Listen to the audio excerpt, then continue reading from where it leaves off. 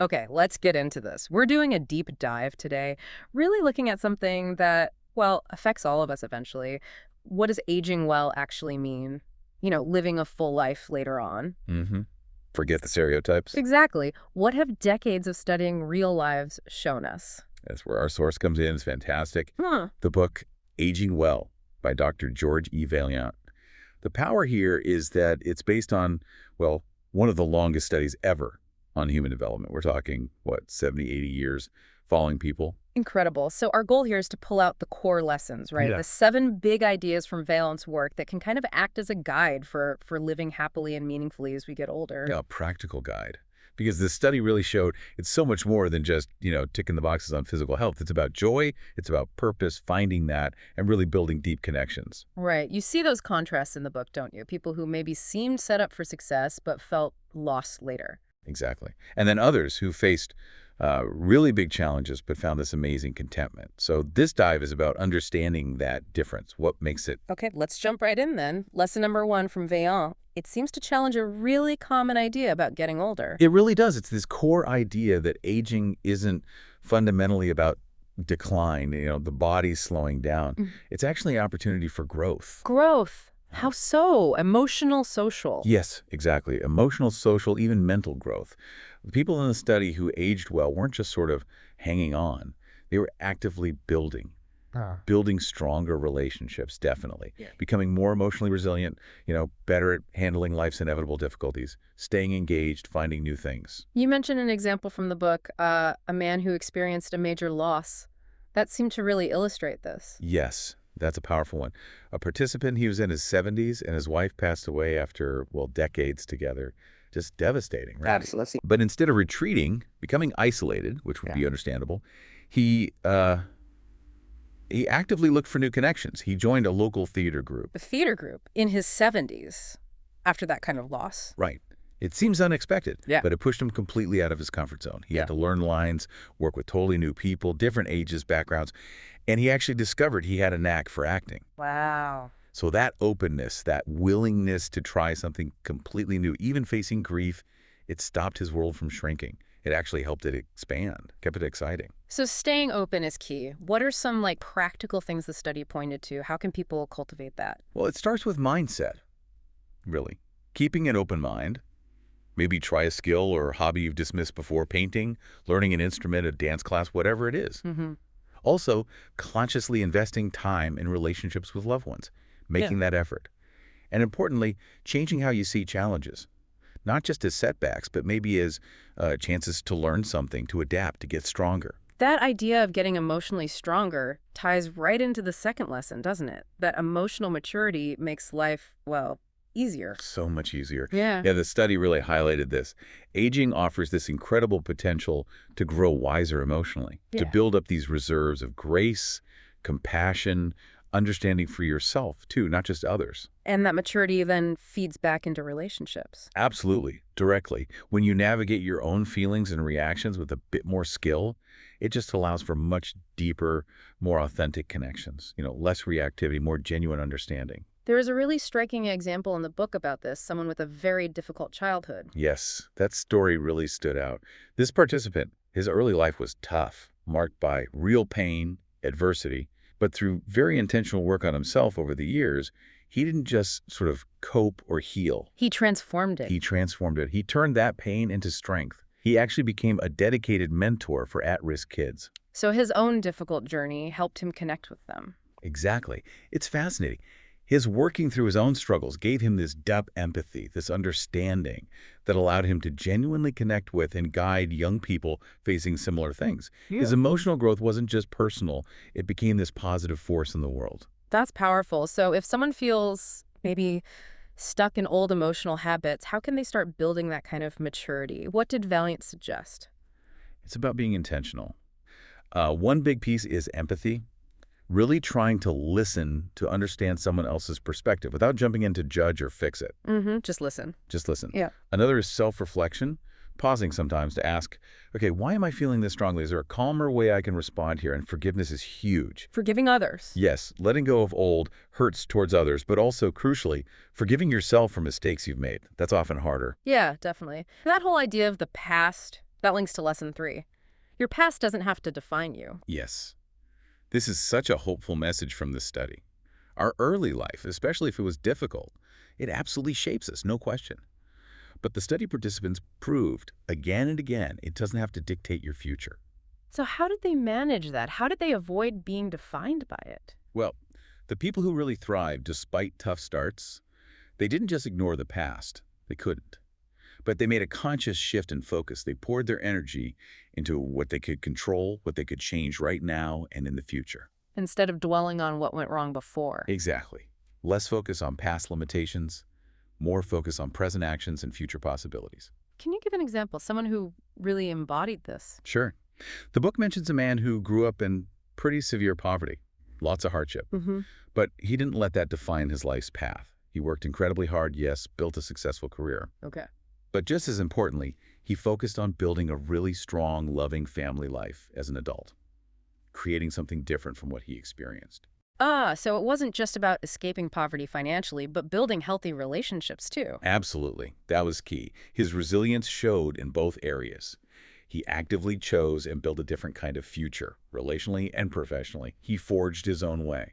So for anyone listening who feels kind of weighed down by their history, what's the practical advice from the study? First, consciously try to stop ruminating on what went wrong. Easier said than done, I know, but redirect that mental energy. Okay. Focus intensely on what you can influence today. What step can you take now? And if the past trauma feels overwhelming, the study showed seeking help, like therapy, was often really crucial for participants. Makes sense. And start small. Set little achievable goals that move you towards the future you want. Each small win builds that feeling that you are in charge now, not your past. Right. Building momentum. Exactly. And interestingly, this often leads to a shift outwards, which connects to lesson 4. Giving back brings purpose. This is the concept Vaillant calls generativity. That's the term, yes. Generativity. Mm. It's that deep satisfaction, that real joy you get from contributing to others. Often it's the next generation, but not always. Mentoring, volunteering, sharing wisdom. It sounds like it fills a void that might appear after, say, your main career ends or kids leave home. That's often when it becomes really prominent, yes. The study saw people find this renewed sense of energy and meaning when they invested in others outside their immediate family. There was one participant, retired, felt a bit adrift. What did he find? He started volunteering at the local library. Specifically, he helped kids learn to read. And it wasn't just filling time. No, it gave him this concrete feeling of making a difference. Seeing those kids progress, sharing something he loved. It gave him profound meaning and connection. It mattered. So how can we, cultivate that generativity in our own lives? Doesn't have to wait until retirement. Absolutely not. Vaillant suggests consciously looking for ways to share your time or skills. Could you mentor someone starting out in your field? Volunteer for a local cause you believe in? Also, think about your legacy. Not in a grand statue in the parkway, but what positive mark do you want to leave? How can you contribute to your community or family? And it can be small, simple, consistent acts of kindness, helping a neighbor, that all contributes to this feeling. Okay. So as people look back on their lives, especially later on, there's this idea of peace. That comes from lesson 5. Integrity leads to peace. Yes. And this integrity, it's not just about, telling the truth. It's bigger than that. It's about feeling whole about your life story. Exactly. In Vaillant's terms, it's achieving ego integrity. It means looking back at your whole life, the successes, the failures, the joys, the regrets, and being able to accept it as your story, making peace with it all. That acceptance brings real contentment. That sounds hard, especially if there are significant regrets. How did people in the study find that peace if they struggled? Well, there's an example of a woman who had made some big mistakes earlier in life. It led to years of being estranged from family members, a lot of regret there. That sounds like a heavy weight to carry. So how did she move towards integrity? Her path involved actively trying to mend those broken relationships. It wasn't easy, it took humility and effort. But by acknowledging her part, making genuine amends, and working to reconnect, she could integrate those painful chapters. She faced it. She faced it, rather than trying to ignore it or pretend it didn't happen. Oh. That facing, that acceptance, allowed for peace. So what are the steps towards that kind of integrity for us? Vaillant points to deliberate reflection. Ask yourself honestly, what am I proud of in my life? What parts still sting? Are there relationships that need mending, amends to be made? Okay. Also, practice gratitude. Not just for the good stuff, but for all the experiences, even the hard ones, that shaped who you are. And maybe most practically, try to live now in a way that aligns with your core values. That helps minimize future regrets. Makes sense. Now, we can't avoid health when talking aging, but Lesson 6 puts it in perspective. Healthy aging requires balance. Yes, and the study really stressed that balance means more than just, cholesterol numbers and step counts. Right. It's broader. Much broader. Physical health is obviously important, we can't deny that. But the study showed emotional and social well-being were just as vital for aging well. If those were neglected, it often undermined physical health too. So staying connected, feeling engaged, that's as important as, say, eating well. The evidence from these long lives strongly suggests yes. The participants who stayed socially connected, involved in things that gave them joy and purpose, they generally thrived much more than those who might have been physically fit but isolated or bored. Was there a participant who really exemplified this balance well? There was one man highlighted who lived really joyfully into his 80s, and his life showed this balance perfectly. He kept physically active doing gardening, something he genuinely loved. Okay. He stayed emotionally connected and fulfilled through lots of time with his grandkids. And he maintained social connections through a long-running book club he was dedicated to. So physical, emotional, social, he had all three covered. Exactly. Nothing extreme in any one area. But that consistent balance across those domains seemed absolutely key to his ongoing vitality and happiness. What are some simple things we can do to build that kind of balance starting now? Find ways to move your body that you actually enjoy so you stick with it. Yeah. Walking, yoga, swimming, dancing, whatever works for you. Right. Make social connection a priority.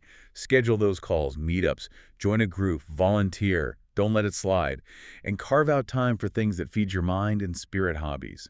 Learning, reading, creating, things that bring you joy. Okay, great. And that brings us to the final lesson, number 7, which touches on that inner dimension. Spirituality brings comfort. Mm-hmm. And again, the book is clear. This isn't necessarily about organized religion. Right, it's broader than that. Much broader. Vaillant found that having some sense of deeper purpose, feeling connected to something larger than just yourself, or cultivating inner practices, things like gratitude, forgiveness, these were incredibly supportive. Supportive in what way? They help people feel more grounded, more resilient, more at peace, especially when dealing with inevitable losses or health challenges later in life. It's about cultivating that inner resourcefulness. So like building an inner anchor. That's a good way to put it. An inner anchor. And the study gave examples of how people found this. You mentioned the man who used meditation. Yes. He wasn't particularly religious in a traditional sense, but his regular meditation practice became a real cornerstone for him. It helped him handle stress better, be more present. Less caught up in worries. Exactly. Less worry about the past or future. It brought him a real sense of calm and ultimately fulfillment. So for listeners interested in exploring this, what does Vaillant suggest? Explore practices that feel right for you. Could be meditation, could be prayer, if that resonates. Could be starting a simple gratitude journal, just noting down things you're thankful for each day. Spending time in nature often fosters that sense of connection for people. And fundamentally reflect on what truly gives your life meaning. What activities, relationships, or causes make you feel purposeful. And then consciously invest more time and energy there. Wow. Okay, so pulling all 7 lessons together. Aging as growth, emotional maturity, not being defined by the past, giving back, integrity, balance, and this inner sense of spirituality or purpose. It really does paint a different picture of aging, doesn't it? It really does. It shifts it from being this passive thing that just happens to us to something we can actively engage with, something we can shape. It shows later, life isn't just about managing decline. It's about actively building happiness, wisdom, connection, fulfillment. And the encouraging part, as the book highlights, is that you don't have to tackle all 7 at once, right? It starts small. Exactly. Pick 1 or 2 ideas that really speak to you. Making small, consistent changes based on these lessons can lead to really significant shifts over time. It's never too early or too late to start. So reflecting on these powerful insights from aging well, from all those decades of lived experience, the focus on growth, connection, purpose, inner peace, maybe the question for you listening is, what's one small, concrete choice you could make today, right now, to start actively building that foundation for a more joyful, more purposeful future, whatever your age. Just one small step. What Yeah. might that be for you? Definitely a lot to think about there from Dr. Vaillant's incredible research. We really hope this deep dive has given you some valuable perspectives, maybe some inspiration for your own journey of aging well.